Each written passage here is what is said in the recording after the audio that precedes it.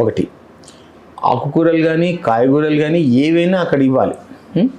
And then the patient వచ్చేసి doctors యొక్క పర్యవేక్షణలో ఉండాలి నిరంతరం.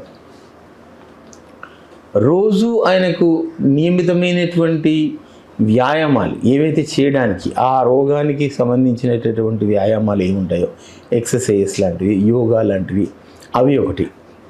ప్రశాంతమైనటువంటి వాతావరణాన్ని కల్పించేటటువంటి వాతావరణం, టెన్షన్ లేకుండా ఏం లేకుండా ఆహార పదార్థాలు, యోగా, ఎక్సర్సైజెస్, ప్రశాంతమైనటువంటి వాతావరణము ప్లస్ ఆయుర్వేద ఔషధాలు ఇలా ఇచ్చినట్లయితే ఖచ్చితంగా తగ్గే ఆస్కారం ఉంటుంది.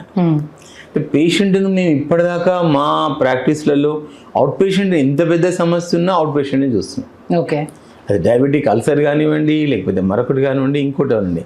ఎందుకంటే ఇది వ్యాపార సరళి కానీ లేకపోతే సర్వీస్ సరళికి కానీ సరిపడేటట్టుగా లేదు. ఇప్పుడు ఉండేటటువంటి